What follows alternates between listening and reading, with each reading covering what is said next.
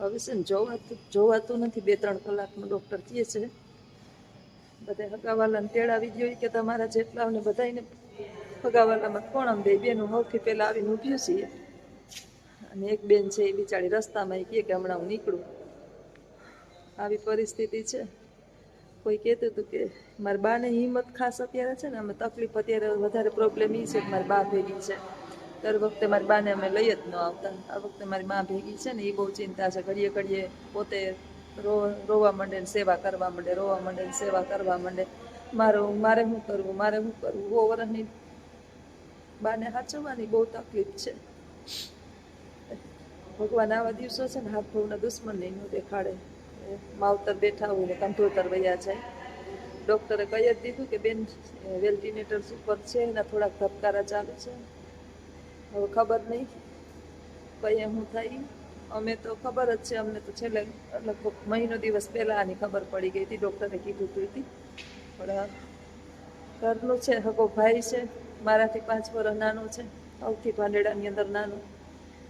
બહુ મોટી સમસ્યા. કાલ પૂછતા હતા, કાલ બેનનો ફોન આવ્યો. હજી તો હું સ્કૂલેથી છૂટી 1 કે 2 દિવસ ઘરે રોકાણી. ત્યાં તો મારી બેનનો ફોન આવ્યો. તરત જ લખુને ફોન કર્યો. ગાડી અમારી ગાડી છે ને વેચી નાખી છે, તો તાત્કાલિક બિચારો બીજાની ગાડી ગોતી આવ્યું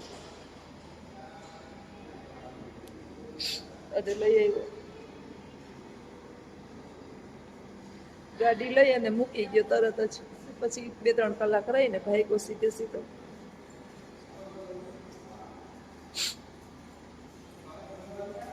ગમે એટલી આપણે હિંમત રાખીએ ને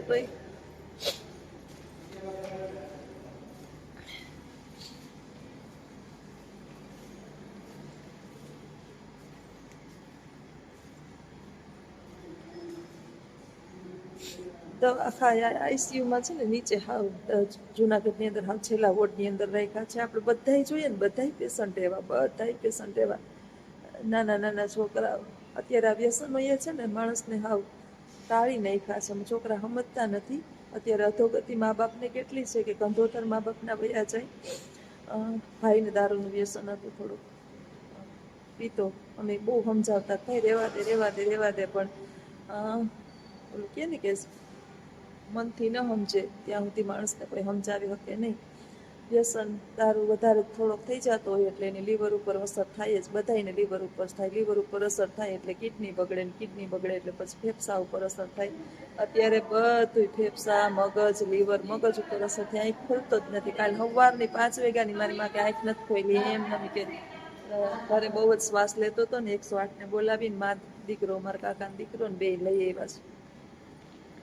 કાલ સવારની 5 વાગ્યાની વાત છે. આજે સવારે અત્યારે 7:30 થયા છે. મારાથી અંદર જોવાતું નથી તો હું બાયણે નીકળી ગઈ. ઘડીક થાય તો મારી માને છાની રાખું, મારી બેનને છાની રાખું, હું હિંમત રાખું બાયણે આવીને જોઈ લઉં. કંઈ કામ છે ને એમ કરીને નીકળું બારોબાર. અને બાયણે આવી અને ગમે એટલા કઠણ થાય ને તો આ કોઈ તાતણો તો નથી કે તોડી નાખીએ. અંદરથી વેદના ઉપડે. ઘણા બધા કે બેન તમે બહુ કઠણ છો. બધા રોવા માંડે ને કૂટવા માંડે, દેકારા બોલાવવા માંડે તો એકબીજાને સંભાળે કોણ? વાય કોઈ ઘરે કોઈ એટલે કોઈ નથી. અમે 3 બહેનો અને અમારે એક નાનો ભાઈ છે. ભગવાન હાથ ભાવનો વેરી હોય ને દુશ્મન, એને એના ભાઈઓનો છીનવી ગયો કોઈ દિવસ. અમે તો બહુ 2 બહેનોએ ટ્રાય કરી કે અમારી કિડની લાગુ પડે, અમારું કાંઈ પણ તને લાગુ પડે, એનું શરીર ખમી શકે અથવા તો બહારથી કંઈ મગાવવું પડે અને કંઈ થઈ શકતું હોય તો અમે બધું કરવા તૈયાર છીએ. બસ મારો ભાઈ બચી જવો જોઈએ. પણ ધાર્યું તો ધણીનું જ થાય, આપણું કંઈ હાલે નહીં. ઈશ્વરની ઈચ્છા વિના કાંઈ એટલે કાંઈ થઈ શકતો નથી. ઘણી વખત જોઈએ તો આપણે એમ થાય કે પ્લેન ક્રેશની અંદર નાના વયા ગયા, પણ આપણું જ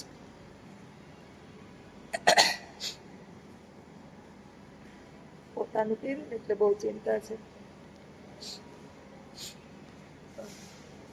સીતારામ બધાયને. જો મારી માં એમ કહે કે વિડીયો બનાવી આપણે મા દીકરી જોઈએ. મારી માને ફોહલાવું હટાણામાં ઘડીએ રોવું આવે. છોકરાઓની જેમ સમજાવવા પડે. ઘડીક વાર મોબાઈલ દઈ દઈએ, વળી પાછા ભૂલી જાય. તમને મોબાઈલ ગમે ને બા? જોવો ગમે ને? મોબાઈલ જો કેવા આપણે દેખાય બે આ હારું હો આપણે આખો દી રમવા થાય જોવા થાય આમાં કેટલું આવે આપણે મોબાઈલમાં ફોટા પડે પછી આપણે વિડીયો ઉતારીએ ને એ વિડીયો આપણે જઈએ મન થાય ને ત્યાં જોઈ બધાય જોવે અમારે મારા હાડુને તો બહુ જ ગમે હા તો વિડીયો આમાં બેઠા હોય જોવે વાતો કરે હમણાં નથી બોલતા હોય ભાષા બંધ થઈ ગઈ એની ભાષા બંધ થઈ ગઈ હમણાં મારા બાઈ છે ને મારા બા એ અમારા બા ની જે મોસા સાંભળે તમે હવે ઓસા સાંભળવા માંડ્યા કાન બંધ થઈ ગયા કાન બંધ થઈ ગયા ફોન લાગી ધીમે ધીમે કારણ આજ રવિવાર છે ઘટ પણ આવી ગયો હોય તો ઘટ પણ આવી ગયું થોડીક વાર થાય તમને યાદ આવે તો અહીંયા હાવ બપોરામાં પૂરું થઈ જાય 2 કલાક ખાઈ છે માંડ સમજાવ્યા 2 કલાક થઈ આજ તો તમે મારો હાથ દબાવી અને મટાડી દીધો હા બેન કેક વાંહોય મટી ગયો મારો હા રાઈ તાકી અશોક નો વાંહો દબાવ મારો હાથ દબાવ્યો હતી કે નીંદર માં દબાવ્યો અને આજ બપોર લગીના કયું ના મારો હાથ દબાવતા હતા બેઠા બેઠા મારા હાથ મટાડી દીધો માનો હાથ ફરે ભાઈ સારી જો મારી એવો હાથ ફેરવો કે વાત જવા દો હાથ મારો ઊંચો નતો થતો હાથ ફેરવે ને માં જો હાથ પકડીને બેઠા મારે જો હજી મા દીકરી આમ હાથ પકડીને મારે હાથ બેઠી હોય ને એમ મારી માને છે ને હવે મારી બાનો હથવારો લઈ આવવા મારી ઘેરે જ રહેવાનું શું તમારે ક્યાંય આપણે જવું નથી બીજે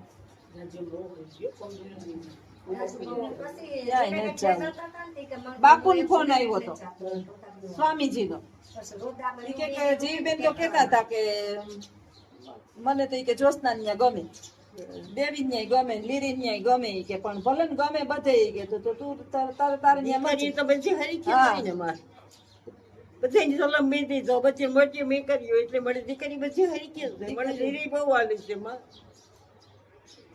વધારે કોણ ગમે તમને બધી ટ્રેનિંગ ગમે ના ના હા શું કયો હા